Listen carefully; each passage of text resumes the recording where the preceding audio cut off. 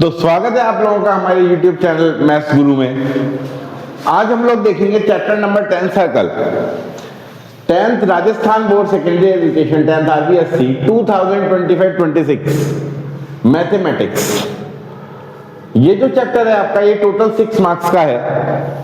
इसमें कितने क्वेश्चन आ रहे हैं? 5 क्वेश्चन आ रहे हैं टोटल। 1 मार्क्स के 2 MCQ, ये जो दोनों हैं वो MCQ हैं। Multiple choice question. सेकंड जो क्वेश्चन है आपका, ये आपका बनता है fill in the blanks, fill in the blanks वाले। और थर्ड का जो आपका 8th है, ये है वेरी शॉर्ट आंसर क्वेश्चन। और ये जो क्वेश्चन आपका आएगा 10th, ये शॉर्ट आंसर क्वेश्चन टाइप में होगा। ये जो चारों क्वेश्चन आपके हैं, ये वाला क्वेश्चन MCQ, ये दूसरा क्वेश्चन, या फिर ये फिल इन द ब्लैंक्स, या फिर ये वेरी शॉर्ट आंसर क्वेश्चन, ये आपको कहां से मिल रहे हैं? ये मिल रहे हैं आपको या तो 10.1 में से, या 10.2 के फर्स्ट 7 क्वेश्चंस में से।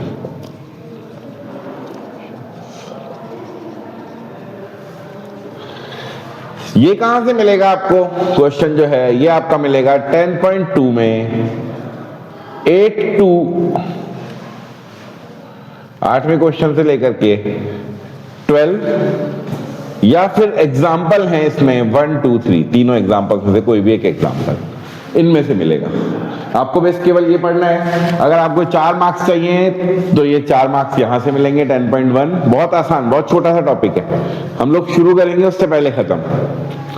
तो ये 4 मार्क्स कहां से मिलेंगे ये आप लोग समझने की कोशिश करें। और साथ ही साथ 10.2 की अगर हम बात करें कि 10.2 में से क्या मिल रहा है, तो 2 नंबर का जो क्वेश्चन आपका शॉर्ट आंसर क्वेश्चन आएगा वो 10.2 में से ही मिलेगा। इस तरीके से ये 6 मार्क्स का पेपर आपका जो है यहां से कंप्लीट हो रहा है। क्या पढ़ना है इसके अंदर हमें? तो बहुत बेसिक सी चीजें पढ़नी है। जो मैं बोल रहा हूं, बार बार बता रहा हूं, उन बातों पर ध्यान रखना है, उन बातों को फोकस करना है जो मैं बोल रहा हूं। उन जो मैं बता रहा हूं आपको, उन सारी बातों से ही कोई ना कोई क्वेश्चन निकल करके आएंगे। तो अभी क्या करें हम लोग, कैसे इसको पढ़ने की कोशिश करें, उसको थोड़ा सा देखते हैं।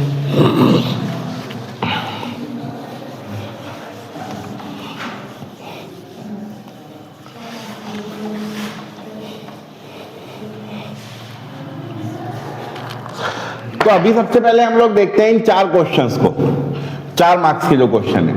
तो इसके लिए हमें पढ़ना है चैप्टर आपका, और चैप्टर का नाम है सर्कल। ये सर्कल है। सर्कल में जो बिल्कुल सेंटर में पॉइंट होता है, इसे हम कहते हैं सेंटर। इसके जो डिस्टेंस होता है सर्कल के किसी भी पॉइंट का, वो हमेशा इक्वल होता है। डिस्टेंस हमेशा कैसा होता है? इक्वल। यानी ये सेंटर से O से इस पॉइंट A का डिस्टेंस जितना है, उतना ही O से B का होगा, और उतना ही O से C का डिस्टेंस होगा। डिस्टेंस हमेशा इक्वल होगा। इस इक्वल डिस्टेंस को हम कहते हैं रेडियस। क्या कहते हैं? Radius of the circle. हम चैप्टर में क्या पढ़ेंगे? इस चैप्टर में हम पढ़ेंगे टेंजेंट्स के बारे में। टेंजेंट क्या होती है? सर्कल को टच करके जाने वाली लाइन टेंजेंट होती है। ये सर्कल है, इसको टच करती हुई एक लाइन जा रही है। ये सर्कल है, इसको टच करती हुई एक लाइन जा रही है। ये सर्कल को टच करती हुई एक लाइन जा रही है। ये सर्कल को टच, तो सर्कल को टच करके जाने वाली लाइन ही टेंजेंट होती है। और जो सर्कल को 2 पॉइंट पे इंटरसेक्ट करती है, उस लाइन को सेकेंड कहते हैं। ये होती है सेकेंड। और जो टच करके जा रही है वो होती है टेंजेंट। सर्कल को टेंजेंट एक ही पॉइंट पर टच करती है। कितने पॉइंट पे टच करती है? और सेकेंड कितने पॉइंट पे कट करती है सर्कल को? 2। तो अगर कोई लाइन सर्कल तो 2 पॉइंट्स पे इंटरसेक्ट करती हुई जा रही है तो उसे हम कहेंगे सेकेंड। और अगर एक पॉइंट पे टच कर रही है तो उसे कहेंगे हम टेंजेंट। अब बात है कि किसी सर्कल की कितनी टेंजेंट हो सकती हैं। तो एक सर्कल बनाया मैंने और देखा, देखो इसकी कितनी टेंजेंट है। तो एक सर्कल की अगर हम देखें तो कितनी टेंजेंट्स होती हैं? इनफाइनाइट। इनफाइनाइट इनफाइनाइट टेंजेंट हो सकती है। दूसरी बात समझने की कोशिश करें हम कि किसी सर्कल की कितनी पैरेलल टेंजेंट हो सकती है, तो पैरेलल टेंजेंट 2 हो सकती है ओनली, क्योंकि अब अगर कोई नेक्स्ट टेंजेंट बनाता हूं मैं या नेक्स्ट कोई भी लाइन ड्रॉ करता हूं तो वो टेंजेंट नहीं होगी, उसको 2 पॉइंट पे कट करती हुई लाइन जाएगी, वो सेकंड हो जाएगी। तो पैरेलल टेंजेंट अगर मैं बात करूं तो पैरेलल टेंजेंट कितनी होंगी, नंबर ऑफ पैरेलल टेंजेंट 2, या तो एक पेयर होगा, या नंबर ऑफ पैरेलल टेंजेंट की बात करें तो 2 होंगी। अगर हम देखें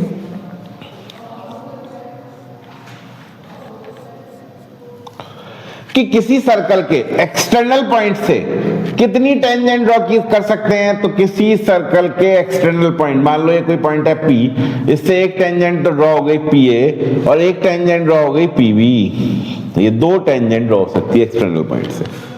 यानी सर्कल के बाहर कोई पॉइंट है तो उससे 2 टेंजेंट ड्रॉ हो सकती हैं। सर्कल के ऊपर ही कोई पॉइंट है, सर्कल पर ही है, ऑन द सर्कल, तो इसमें केवल एक टेंजेंट ड्रॉ हो सकती है। और सर्कल के अंदर कोई पॉइंट है तो ये कभी भी कोई टेंजेंट बना ही नहीं पाएगा। अगर अंदर वाले पॉइंट से कुछ बनाएंगे हम तो ये सर्कल को कट करता हुआ जाएगा, सेकंड बनेगी, यानी यहां 0 टेंजेंट होंगी। तो समझने की कोशिश करें, सर्कल के एक्सटर्नल पॉइंट, बाहर कोई पॉइंट है उससे 2 टेंजेंट, सर्कल पे ही कोई पॉइंट है, ऑन द सर्कल है तो ओनली 1 टेंजेंट, सर्कल के अंदर अगर कोई पॉइंट है तो उससे एक भी टेंजेंट नहीं बना पाएंगे। इसी को थोड़ा सा आगे बढ़ाते हैं कि 2 सर्कल की कुछ कंडीशंस होती हैं। क्या कि अगर 2 सर्कल एक दूसरे को कट नहीं कर रहे या 2 सर्कल एक दूसरे को टच कर रहे हैं और या 2 सर्कल एक दूसरे को इंटरसेक्ट कर रहे हैं, तो ये तीनों अलग अलग कंडीशंस बनेंगी। यहां कितनी कॉमन टेंजेंट हो सकती हैं, कॉमन मतलब जो दोनों की टेंजेंट हो। तो देखो जब 2 सर्कल एक दूसरे के दूर दूर होंगे तो कितनी कॉमन टेंजेंट बनेगी, 1 2 3 एंड 4, तो कितनी कॉमन टेंजेंट बन गई कुल मिलाकर के 4 कॉमन टेंजेंट्स बन गई। अगर एक सर्कल और दूसरे सर्कल को टच कर रहा है तो 1 common tangent, 2 common tangent and 3 common tangent. कितनी कॉमन टेंजेंट बनेगी, 3। और अगर एक सर्कल दूसरे सर्कल को कट कर रहा है तो कॉमन टेंजेंट कितनी होंगी, 1 common tangent and 2 common tangent. Only कितनी कॉमन टेंजेंट्स होंगी ऐसी कंडीशन में, मात्र 2, केवल 2। तो ये तीनों कंडीशन ये भी समझ में आई आप लोगों को, इतना समझ आया हो तो हम आगे चलें। इसी से रिलेटेड आपके एमसीक्यूज में कोई क्वेश्चन पूछ सकता है या वेरी शॉर्ट में या फिल इन द ब्लैंक्स में से इनमें से कोई क्वेश्चन पूछ सकता है, या कैसा क्वेश्चन आ सकता है और किस तरीके का क्वेश्चन आ सकता है। तो हम लोग उस और क्वेश्चन की बात करें तो और देखते हैं हम लोग कैसा क्वेश्चन इसमें से आ सकते हैं। यहां पर एक कंडीशन है और वो कंडीशन क्या है, उस कंडीशन से रिलेटेड क्वेश्चंस भी बनते हैं। क्या कंडीशन है कि एक बात हमेशा आपको ध्यान रखनी है कि सर्कल में रेडियस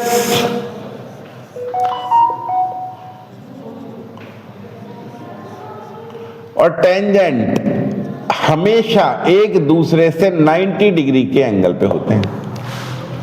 और दूसरी बात, ये जो पॉइंट होता है इस पॉइंट को कहते हैं point of contact, point of contact.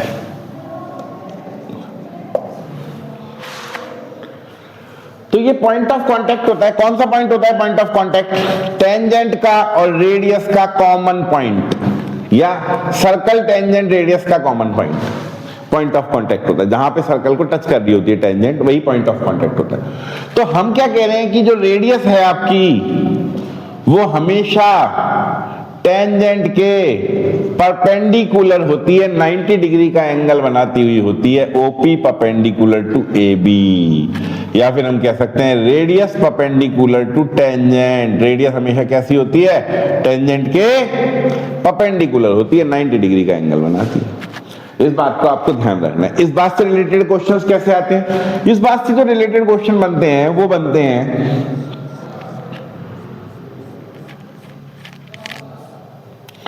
कि एक एक्सटर्नल पॉइंट है उससे 2 टेंजेंट ड्रॉ हो गई दोनों टेंजेंट एक दूसरे से 100 डिग्री का एंगल बना रही हैं, ये एक पीए टेंजेंट है और एक ये पीबी टेंजेंट है, दोनों के बीच एंगल कितने डिग्री का है? 100 डिग्री का। और यहाँ पे जो एंगल है आपको पता है, ये रेडियस ओए और पीए टेंजेंट कितने डिग्री का एंगल होगा? 90, और ये भी 90। आपसे फाइंड करवा लेता है ओ।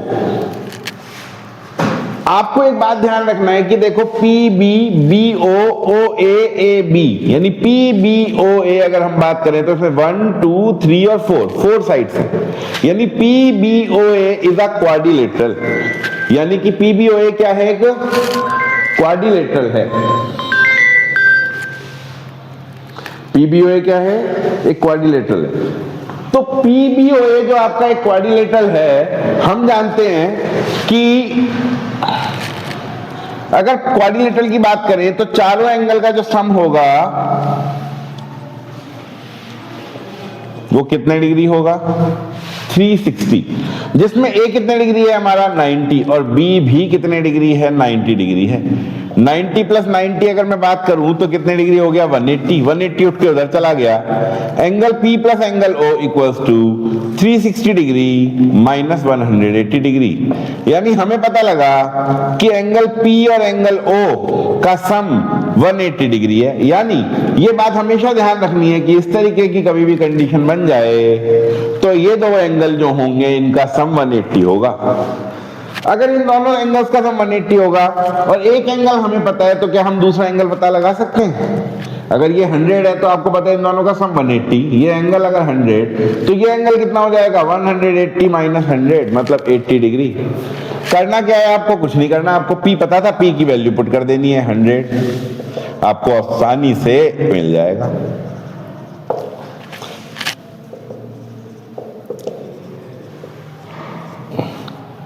अगर मैं यहां पे कह दूं कि ये जो एंगल है ये 70 डिग्री का है, तो ये एंगल कितने डिग्री का होगा? तो आप लोगों को पता है दोनों का सम 180 है, ये अगर 70 तो ये 180 माइनस 70 यानी 110 डिग्री का। अब इसके बाद अगर हम देखें कि ये एंगल अगर 70 डिग्री का है तो ये एंगल कितने डिग्री का हो गया आपका? 110 डिग्री का। इसके बाद अगर हम देखते हैं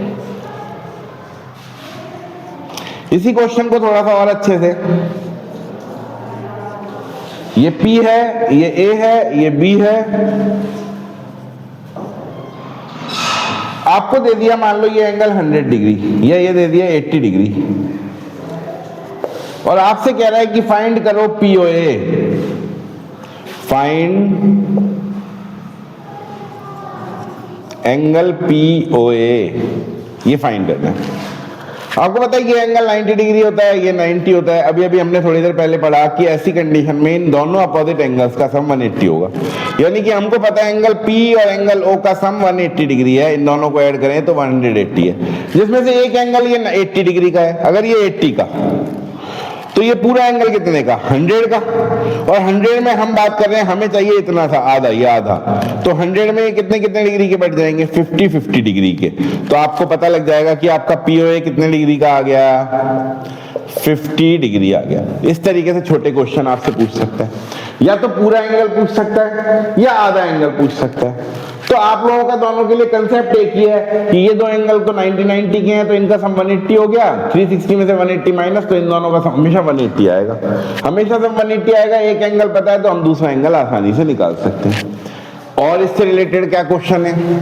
और इससे रिलेटेड अगर हम देखें तो हमारे पास क्वेश्चन आते हैं पाइथागोरस थ्योरम से रिलेटेड, और वो किस तरीके के क्वेश्चन आ सकते हैं 1 मार्क्स में, कि एक सर्कल है, सर्कल में कोई एक्सटर्नल पॉइंट दिया हुआ है, उस एक्सटर्नल पॉइंट से जो टेंजेंट ड्रॉ की गई है उस टेंजेंट की लेंथ 24 सेंटीमीटर है, रेडियस जो है वो अगर 7 सेंटीमीटर की है, तो सेंटर से हमें डिस्टेंस फाइंड करना है सेंटर से एक्सटर्नल पॉइंट का, यानी ये वाली डिस्टेंस हमें फाइंड करनी है। लेट कर लिया हमने डिस्टेंस x। अब आपको पता है ये राइट एंगल ट्राइंगल है, POA, यहां पर A 90 डिग्री का है, आपको बताया था जो टेंजेंट और रेडियस हमेशा एक दूसरे से 90 डिग्री एंगल बनाते हैं। तो इन ट्रायंगल POA, अगर हम POA ट्रायंगल की बात करें तो इसमें एक पाइथागोरस थ्योरम यूज कर सकते हैं। तो पाइथागोरस थ्योरम क्या होती है? Hypotenuse square equals to base square plus perpendicular square. Hypotenuse देखें 90 के अपोजिट, 90 डिग्री का जो एंगल है इसके अपोजिट जो साइड है वो हाइपोटेन्यूस है, और वो हमें पता है x, हमें फाइंड करनी है, नहीं पता, हमने लेट कर लिया x, तो ये लिख दिया यहाँ पे हाइपोटेन्यूस x, स्क्वायर है स्क्वायर लगाया, इक्वल है इक्वल लगाया, बेस है आपका मान लिया 7, तो परपेंडिकुलर हो गया 24, 7 का स्क्वायर 49, 24 का स्क्वायर 576, दोनों को ऐड किया 625, एक्स स्क्वायर अगर 625 then x equals to root of 625, और आपको पता होना चाहिए 625 का रूट होता है 25, तो ये आ जाएगी आपकी साइड 25 सेंटीमीटर। x जो है आपका OP है और OP आपको मिल गया 25 सेंटीमीटर। इस तरीके से भी आपको कोई क्वेश्चंस पूछे जा सकते हैं, जरूरी नहीं है कि आपको यही पूछे, आपको पूछ सकता है रेडियस फाइंड करवा दे। जैसे कि क्वेश्चन है कि कोई सर्कल है, इस सर्कल के एक्सटर्नल पॉइंट से जो टेंजेंट ड्रॉ हुई है उसकी लेंथ 12 सेंटीमीटर है, और एक्सटर्नल पॉइंट से सेंटर का डिस्टेंस वो 13 सेंटीमीटर है, और आपसे रेडियस फाइंड करवा ले, तो आपको पता है ये एंगल तो राइट एंगल होगा ही, आप इसको लेट कर लेंगे x, वही पाइथागोरस थ्योरम लगा देंगे। क्या होती है Pythagoras theorem? Hypotenuse square equals to base square plus perpendicular. Hypotenuse कितना है आपका? 13, पुट कर दिया 13 का स्क्वायर। बेस कितना है आपका? बेस मान लिया हमने है x, और परपेंडिकुलर मान लिया 12। आप इसे भी बेस और इसको परपेंडिकुलर, या इसे बेस और इसे परपेंडिकुलर, किसी को भी कुछ कह सकते हैं। बस एक बात ध्यान रखना है कि 90 के अपोजिट जो है वो हाइपोटेन्यूस होना चाहिए। x का स्क्वायर हो गया x स्क्वायर, 12 का स्क्वायर हो गया 144, 13 का स्क्वायर हो गया 169, 144 को उठा के इधर ले आए, 169 minus 144, x square equals to आ गया 25 centimetre, then x equals to root of 25, और आपको पता है 25 का रूट हो गया 5 सेंटीमीटर। तो आपको पता लग गया ये जो साइड आई है आपकी, रेडियस जो आई है आपकी, या OA आप कहें या रेडियस कहें, वो कितने सेंटीमीटर आ गई? 5 सेंटीमीटर। तो इससे रिलेटेड कुछ क्वेश्चन हैं, इससे रिलेटेड जो क्वेश्चन हम लोग करेंगे वो भी आप लोगों के पास है। अब इससे आगे और क्या पढ़ेंगे? इसमें आगे जो हम पढ़ेंगे वो देखेंगे, एक क्वेश्चन है आपका कंसेंट्रिक सर्कल वाला, शायद 7th क्वेश्चन है आपका 10.2 का, उस तरीके के क्वेश्चन, और ये लास्ट टॉपिक है जिससे हम 4 नंबर का मैटर यहां कंप्लीट कर देंगे। फिर इसका 2 नंबर का मैटर बचेगा। 4 नंबर के जो क्वेश्चन आ रहे हैं 1 मार्क्स के, जब मैंने अभी तक पढ़ाया है उसमें से ही मिलने वाला है। अब इसका जो एक क्वेश्चन है 10.2 का 7th क्वेश्चन है दो कि 2 कंसेंट्रिक सर्कल हैं। कंसेंट्रिक मतलब एक ही रेडियस वाले 2 सर्कल हैं, सॉरी एक ही सेंटर वाले 2 सर्कल हैं। कंसेंट्रिक का मतलब एक ही सेंटर वाले, तो दोनों का सेंटर एक है, एक के बाद एक बने हुए हैं, और एक सर्कल बड़ा है और एक सर्कल छोटा है। दोनों की रेडियस तो अलग अलग है लेकिन दोनों का सेंटर एक ही है। तो 2 कंसेंट्रिक सर्कल में ऐसी टेंजेंट की लेंथ बतानी है जो बड़े सर्कल के लिए तो कोण हो और छोटे सर्कल के लिए टेंजेंट हो। मान लो ये ले लिया P और ये ले लिया Q, यहां से हम लोगों ने यहां लाइन ड्रॉ की OA। आपको पता है OA क्या है? छोटे वाले सर्कल की रेडियस है, और छोटे सर्कल की रेडियस दे रखी है उन्होंने 3 सेंटीमीटर। OQ क्या है? तो बड़े वाले सर्कल की रेडियस है, और बड़े वाले सर्कल की रेडियस दी हुई है 5 सेंटीमीटर। आपसे कह रहा है कि इस टेंजेंट की लेंथ बताना है, आपको PQ फाइंड करना है। अगर आप देखें तो ये आपका रेडियस और ये टेंजेंट, दोनों के बीच कितने डिग्री का एंगल होता है? हमेशा 90 डिग्री का। इससे पता लगा OAQ एक राइट एंगल ट्राइंगल हो गया, और राइट एंगल ट्राइंगल में आपको पता है क्या लगेगा? Pythagoras theorem. क्या होती है Pythagoras theorem? Hypotenuse square equals to base square plus perpendicular square.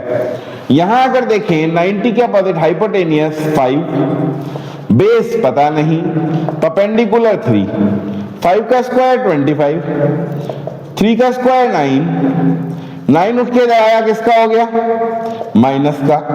25 minus 9 16, base square equals to 16, then base equals to root of 16 यानी कि 4 सेंटीमीटर। बेस आ गया आपका, ये आ गया 4 सेंटीमीटर। पर आपको AQ नहीं फाइंड करना था, आपको फाइंड करना था PQ, और PQ जो है ट्वाइस है AQ का। क्यों है? क्योंकि आप 9th क्लास में एक थ्योरम पढ़ के आए हो कि सेंटर से परपेंडिकुलर जो ड्रॉ करता है, तो सेंटर से जो भी परपेंडिकुलर ड्रॉ करेंगे हम, वो कोड को बाइसेक्ट कर देगा। तो अगर मानते हैं हम यहाँ कि ये इक्वल 2 पार्ट्स में डिवाइड हो जाएगा, जितना ये उतना ही ये आया 4, तो ये भी कितना हो जाएगा आपका 4 सेंटीमीटर। तो PQ क्या हो जाएगा, यानी कि इसका डबल कर दो, या हम कह सकते हैं 4 + 4 8 सेंटीमीटर। तो PQ आपको मिल गया 8 सेंटीमीटर। यही आपको फाइंड करना था। आपके 4 मार्क्स के क्वेश्चन जो मैंने क्वेश्चंस कराए हैं, इन ही में से आएंगे। मैंने आपको बता दिया 10th क्वेश्चन आपका जो है वो कहां से आ सकता है, तो 8 to 12, और साथ साथ आपके कुछ एग्जाम्पल हैं 1 2 3, इसमें से आपको मिल सकता है 1 2 3 में से। और जो आपके क्वेश्चन हैं 10.2 के, उनमें से भी मिल सकता है 10.2 में से। देखो मैं बता देता हूं आपको, एक सेकंड रुकिए आप। 8 9 10 10.2 में 8 9 10 11 और 12 ना करें 13 कर लें, और ये 3 एग्जाम्पल कर लें। इनमें से आपको ये 10th क्वेश्चन मिलेगा। कराएंगे इसको नेक्स्ट वीडियो में, हम लोग अभी देखेंगे इस 10.2 के 8 9 10 11 13 इनके इस तरीके के कुछ क्वेश्चंस को देखते हैं। तो आज हम लोग देखेंगे आपके एग्जामिनेशन पेपर में आने वाला क्वेश्चन नंबर 10। बाकी क्वेश्चन हमने कर लिए थे। 10th क्वेश्चन जो 2 मार्क्स में आ रहा है आपका, उसको देखने की कोशिश करते हैं कैसे क्वेश्चंस उसमें आ सकते हैं। तो ये कुछ 3-4 क्वेश्चन ये लिखे हुए हैं, 2-3 क्वेश्चन और आप लोगों के इसके अलावा हैं, कुछ एग्जांपल्स और वो हैं। बस वही क्वेश्चन आपको करने हैं। 4 क्वेश्चन ये, 3-4 क्वेश्चन और कराऊंगा मैं आपको, उनमें आपका कंप्लीट हो जाएगा, उसी में से ही आपको क्वेश्चन मिलने वाला है। तो अगर हम बात करते हैं, क्या क्वेश्चन है आपका 8 क्वेश्चन है कि एक सर्कल के चारों तरफ एक क्वाड्रिलेटरल बना हुआ है ABCD, और हमसे प्रूव करवा रहा है कि AB + CD = AD + BC। ये आपका जो 10.2 है उसका 8 क्वेश्चन है। तो कह रहा है कि AB + CD = AD + BC, ये प्रूव करना है। आपको कुछ नहीं करना है इसके लिए, एक छोटी सी बात ध्यान रखनी है। कोई भी एक कॉर्नर को पकड़ लेना है, A को पकड़ लो, या B को पकड़ लो, या C को पकड़ लो, या D को पकड़ लो। तो हमने पकड़ लिया, इसके सॉल्यूशन करते हैं, इसका सॉल्यूशन देखते हैं। और A पॉइंट को पकड़ लिया। हमें पता है, हमने एक थ्योरम पढ़ी थी कि सर्कल में एक्सटर्नल पॉइंट से जो टेंजेंट ड्रॉ होती हैं वो इक्वल होती हैं लेंथ में, यानी PA और PB हमेशा कैसी होंगी लेंथ में, इक्वल। बाहर वाले पॉइंट से जो टेंजेंट ड्रॉ होती है वो इक्वल होती हैं। तो मैं यहां से देखूं A पॉइंट से 2 टेंजेंट ड्रॉ हो रही है, एक तो AP और एक कौन सी ड्रॉ हो रही है आप देखें तो AS, यानी कि अगर मैं कहूं तो AP भी किसके इक्वल होना चाहिए, AS के। देखो मैंने अभी S के ऊपर से मार्कर नहीं हटाया है, उसका कारण है क्योंकि हमें इसकी रेगुलरिटी में चलना है। रेगुलरिटी का मतलब AP = AS, लास्ट में हमने S लिखा है। अब हमको S से ही आगे बढ़ना है और इसके नीचे ही लिखना है वो पार्ट। कहने का मतलब S से ही आगे बढ़ो, तो S से आगे बढ़े तो SD = DR। तो जो SD है वो AS के नीचे ही लिखना है, SD = DR। देखो लास्ट में क्या लिखा मैंने, R। अब जो लास्ट में R लिखा है तो अब मुझे R से स्टार्ट करना है, यानी RC = CQ, और जो लिखूंगा उसके नीचे लिखूंगा, ये RC को R को R के नीचे लिखना है, RC = CQ। देखो लास्ट में क्या लिखा, Q। अब Q से ही आगे बढ़ूंगा, QB और BP, और QB को Q के नीचे लिखना है, QB = BP। इतना समझ में आ गया क्या? और इसका कारण आपको पता है, टेंजेंट जो होती है ड्रॉन अगर है, कहां से ड्रॉन कर रहे हैं हम, from an external point. Tangents अगर ड्रॉ कर रहे हैं हम कहां से, from an external point are equal in length, इसका कारण क्या है? यही है कि एक्सटर्नल पॉइंट से कोई टेंजेंट अगर ड्रॉ करते हैं दो, तो वो कैसी होती हैं? लेंथ में इक्वल होती हैं। अब हमको कुछ नहीं करना, इनको ऐड कर देना है। देखो ऐड करते ही क्या बना? AP और BP। देखना भाई, AP BP और BP मिलके पूरी लाइन बना देंगे। क्या नाम होगा इसका? AB। AP और BP मिल गए, पूरा बन गया। बचा कौन? DR और RC। DR और RC मिलके क्या बना रहे हैं? देखो ये DR है, ये RC है, दोनों मिलकर के बना देंगे DC। AS plus SD, AS और SD मिलके देखो क्या बना रहे हैं? देखना, AS और SD, AD। इसी तरीके से अब बच गए हमारे पास CQ और BQ। CQ और BQ मिलके बना रहे हैं पूरी लाइन BC। क्या यही प्रूव करना था हमें? तो देखो आपको यही प्रूव करना था। बात समझ पाए क्या? तो कुल मिलाकर के बिल्कुल आसान सा क्वेश्चन है। आगे नेक्स्ट क्वेश्चन पे चलते हैं हम लोग। इस क्वेश्चन में कुछ नहीं करना है, एक कॉर्नर पकड़ना है, AP इक्वल्स टू AS। तो अब S से स्टार्ट करना है, उसी के नीचे लिखना है, यानी SD इक्वल्स टू DR। तो S के नीचे SD equals to DR, last में R लिखा तो R से start, RC equals to CQ। फिर Q लास्ट में Q लिखा है तो Q से स्टार्ट करना है और आगे बढ़ना है, QB equals to BP, QB equals to BP। Add कर देना है, आंसर। अब आप लोगों के दिमाग में एक बात चल रही होगी कि सर ने 8 के बाद 9th नहीं करा रहे, 11th। मैं अब आपको 11th क्वेश्चन करा रहा हूं। उसका कारण है कि 8th और 11th लगभग एक जैसे से क्वेश्चन है। अगर आपको 8th आ गया तो 11th भी आ गया। अब कैसे? क्वेश्चन है, prove that the parallelogram circumscribing a circle is a rhombus. हमको प्रूव करना है कि सर्कल है एक, उसके चारों तरफ पैरेललोग्राम बन रहा है। क्या बन रहा है? पैरेललोग्राम। क्या होता है पैरेललोग्राम? जिसकी अपोजिट साइड इक्वल और पैरेलल होती है। तो क्या ये ऊपर जैसा ही डायग्राम बन गया? इस डायग्राम उस डायग्राम में कोई फर्क है? सेम डायग्राम है, सेम तरीके से सॉल्व करना है हमको। अब यहां इसके सॉल्यूशन में हम लोग देखते हैं कि यहां पे हमें एक बात दी हुई है। क्या? ABCD क्या है? Is a parallelogram. और अगर ABCD पैरेललोग्राम है तो AB किसके इक्वल है? AB किसके इक्वल है? CD के।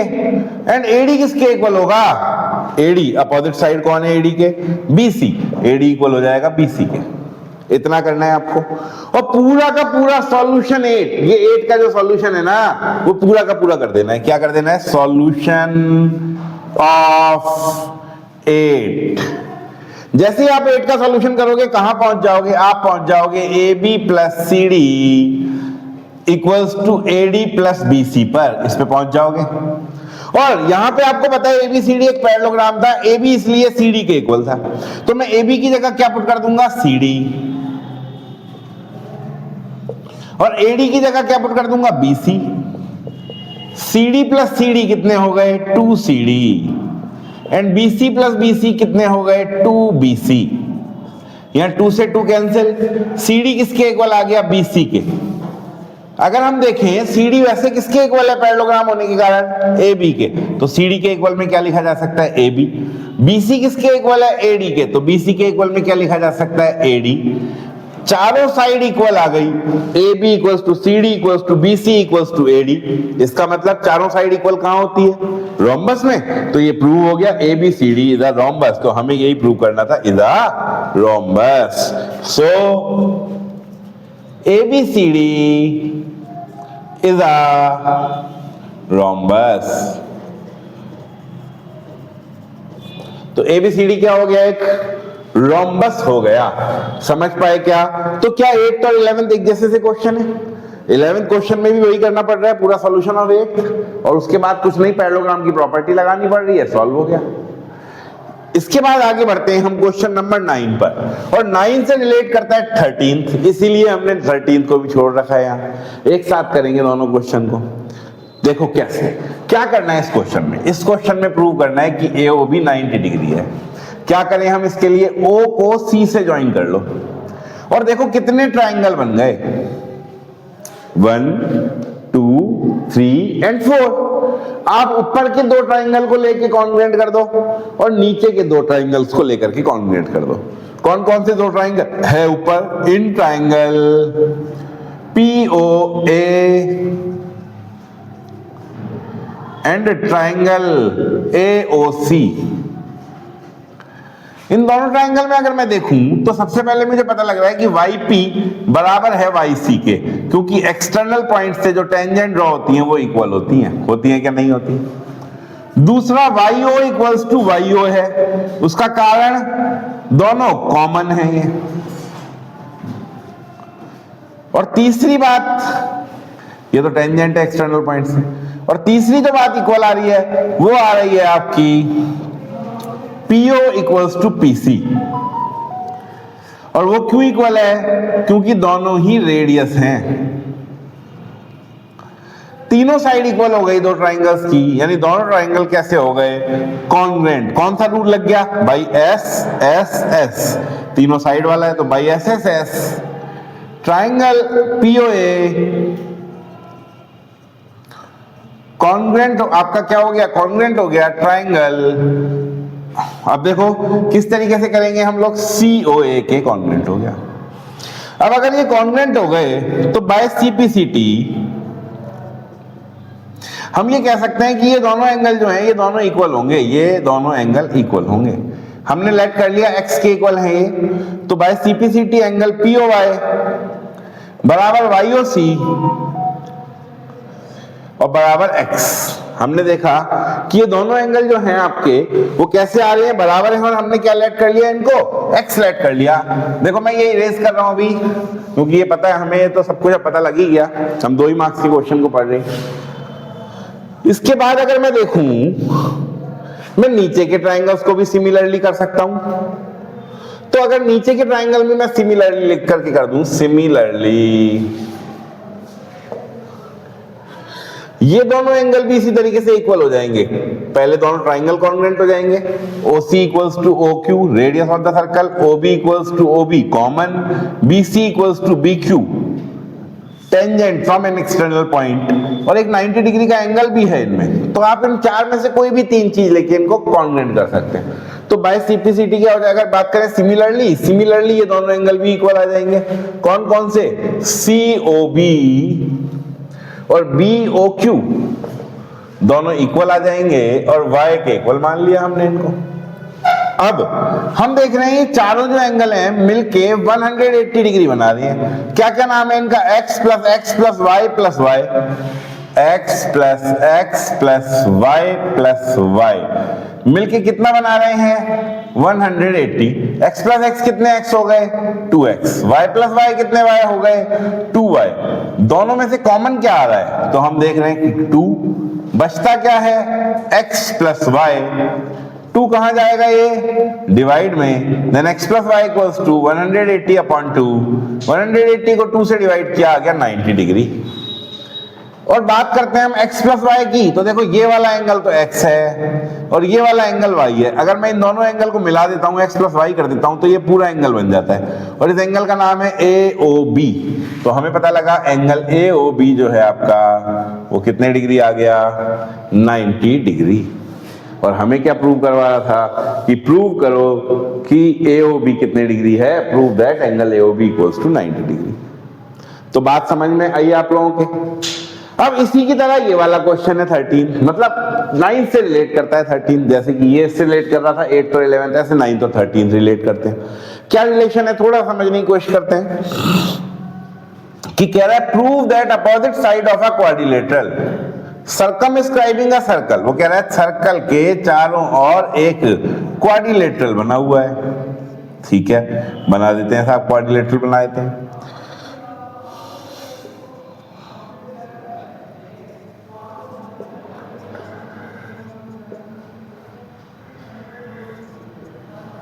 अब ये पैरेललोग्राम बन रहा है, कह रहा है opposite side of a circle, वो opposite side of quadrilateral subtend supplementary angle at the centre of a circle. आपको बताना है कि जो ये अपोजिट साइड है क्वाड्रिलेटरल की, जैसे कि ये साइड तो AB है, AB के अपोजिट साइड कौन है? ED। तो AB और ED सेंटर में जो एंगल बनाएंगे वो एक दूसरे के सप्लीमेंट्री एंगल होंगे। आपको बताना है कि ये दोनों एंगल जो हैं ये एक दूसरे के सप्लीमेंट्री हैं, मतलब इन दोनों एंगल्स का जो सम है वो 180 डिग्री है, ये प्रूव करना है। तो इसमें कुछ नहीं करना आपको, पहले तो ये का यही सॉल्यूशन कर देना है। सॉल्यूशन किसका सॉल्यूशन कर देना है? Solution of ninth. और आपको वहां से नाइन्थ से पता लगेगा कि ए ओ बी किसके इक्वल आ जाएगा, वहां से 90 डिग्री के। जब इस ए बी साइड ने सेंटर में जो एंगल बनाया ए ओ बी ये 90 डिग्री है, तो क्या सिमिलरली ये वाला एंगल 90 डिग्री नहीं हो सकता? इस ई डी साइड से बनाया हुआ एंगल ये भी 90 डिग्री होगा। तो आप लोग लिख दोगे similarly angle E O D equals to 90 और दोनों को ऐड कर दोगे। जैसे ही आप दोनों को ऐड करोगे तो आपको मिलेगा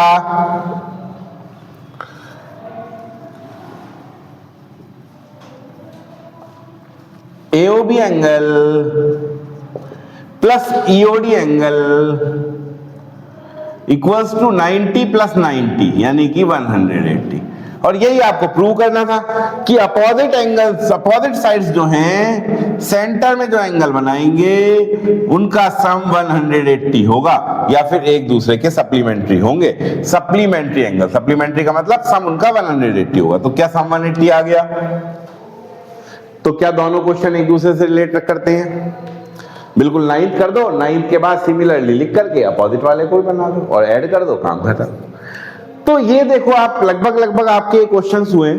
इसके बाद एक दो क्वेश्चन और कुछ एग्जांपल्स बचते हैं, एक आध क्वेश्चन और जो आ सकते हैं, इंपॉर्टेंस रखते हैं वो, और कुछ एग्जांपल्स बचते हैं, हम लोग देखते हैं आगे उनको। तो क्वेश्चन नंबर 10 आपका 10.2 में क्वेश्चन नंबर 10 जो है वो देख लेते हैं। कुछ एग्जांपल्स हैं इंपॉर्टेंट, ये देख लेते हैं, इनसे आपका पूरा कंप्लीट कवर हो जाएगा। राजस्थान बोर्ड का जो 2 मार्क्स का क्वेश्चन आपको मैं बता रहा था वो भी कवर हो जाएगा। आपका 6 का 6 कंप्लीट हो जाएंगे, 6 आउट ऑफ 6। तो प्रूव दैट, अब इसमें क्या प्रूव करवा रहा है कि angle subtend by the tangent, ये टेंजेंट जो है ये जो एंगल बना रही है वो, and angle subtend by the radius eight the centre, और सेंटर में रेडियस जो एंगल बना रही है वो आर सप्लीमेंट्री, वो एक दूसरे के सप्लीमेंट्री है। मतलब एंगल P और O एक दूसरे के सप्लीमेंट्री है, यानी P और O का सम 180 डिग्री होना चाहिए। ये हमें प्रूव करना है। क्या प्रूव करवा रहा है वो? कि इनका सम कितना होना चाहिए? 180, ये प्रूव करवा रहा है। तो अब अगर हम देखें कि ये प्रूव करवा रहा है हमको, इसको सॉल्व करने के लिए हमें पता है एंगल A कितने डिग्री का है? 90, और एंगल B कितने डिग्री का है? 90। PAOB क्या है? सॉल्यूशन देखते हैं इसका। तो PAOB इज आ क्वाड्रिलेटरल। सो अगर ये क्वाड्रिलेटरल है तो angle P plus angle A plus angle O plus angle B, quadrilateral के चारों एंगल्स का सम हमेशा कितने डिग्री होता है? 360 डिग्री। आपको पता है A कितने डिग्री है? 90 डिग्री, और B कितने डिग्री है? 90 डिग्री। दोनों की वैल्यू पुट कर दी, 90 और 90, और जो नहीं पता हमें उनको एज इट इज लिख दो। आपको पता है 90 प्लस 90 हो गया 180, 180 उठ के अगर उधर गया तो angle P plus angle O आ गया आपका 360 डिग्री माइनस 180 डिग्री। यानी कि कुल मिलाकर अगर हम देखें तो angle P plus angle O 360 में से 180 अगर माइनस कर देते हैं तो आ जाता है 180 डिग्री। यानी एंगल P और O दोनों का सम आ गया 180 डिग्री। इसका मतलब यही प्रूव करना था हमें, और दोनों एक दूसरे के क्या होंगे? इसका मतलब सप्लीमेंट्री।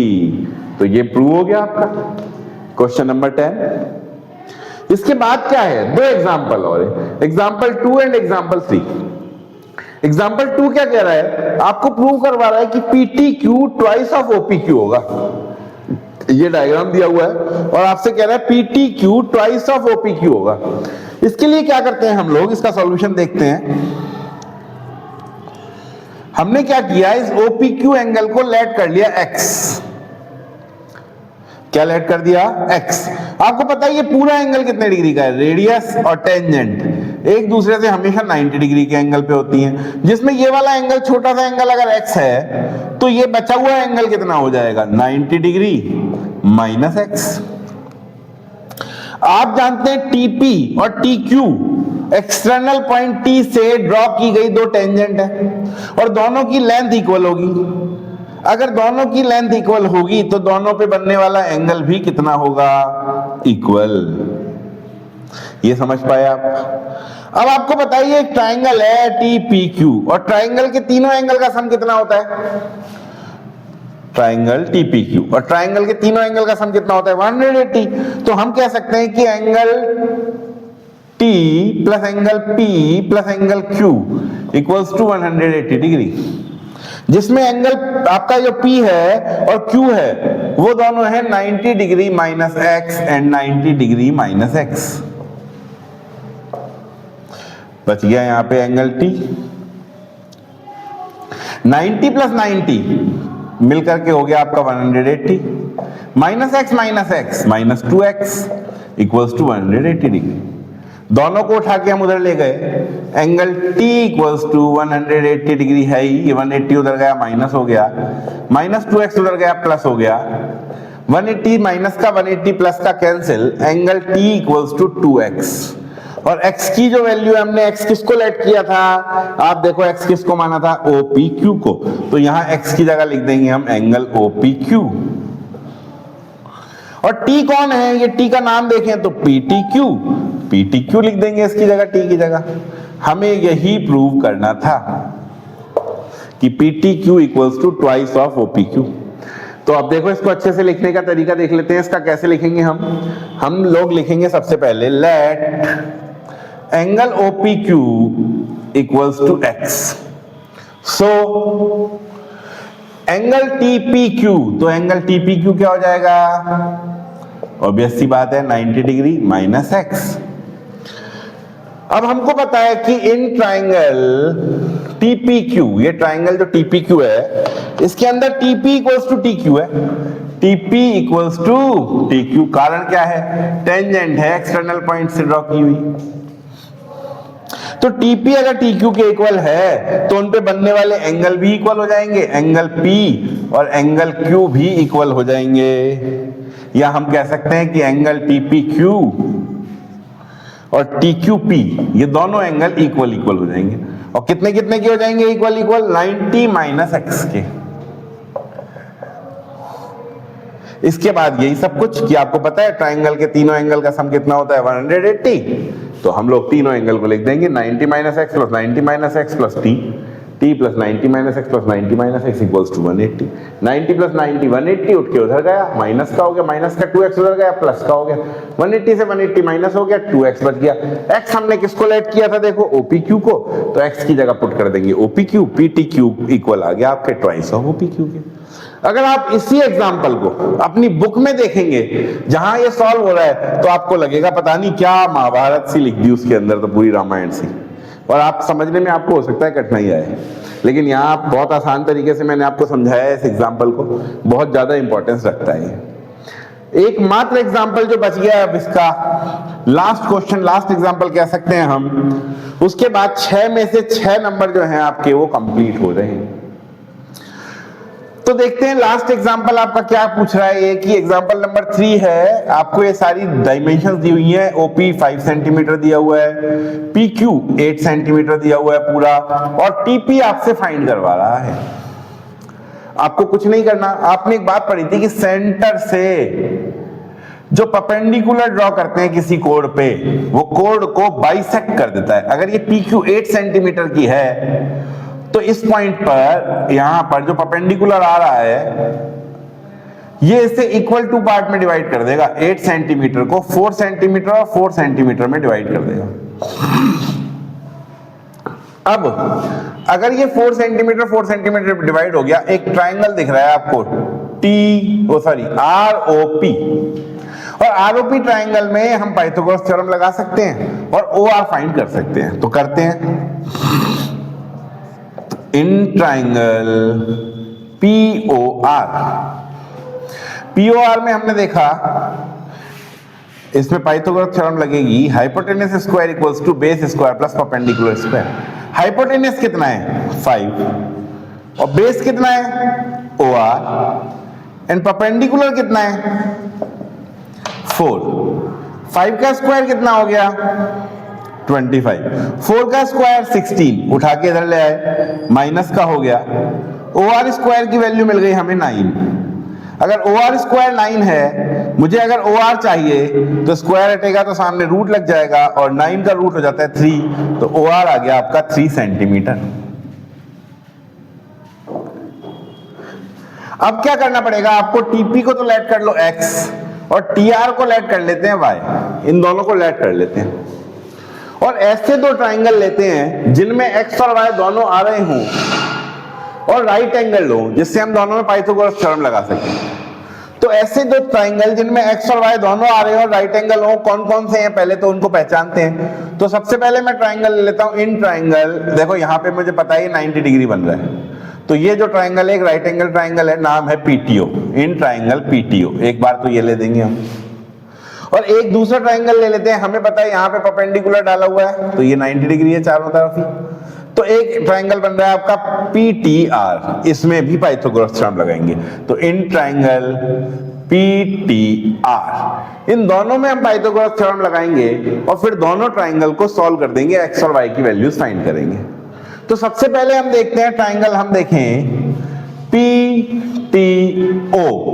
इस ट्राइंगल में देखें तो 90 डिग्री P पर है, हाइपोटेन्यूस आपका OT है, तो पाइथागोरस थ्योरम होती है hypotenuse square equals to base square plus perpendicular square. अगर 90 डिग्री ये है, हाइपोटेन्यूस आपकी TO और TO है y और 3 मिला के, मतलब हाइपोटेन्यूस है आपकी y प्लस 3, इसका होल स्क्वायर। बेस की बात करें तो बेस है 5 और परपेंडिकुलर की बात करें तो परपेंडिकुलर है x। बात समझ पा रहे हैं क्या?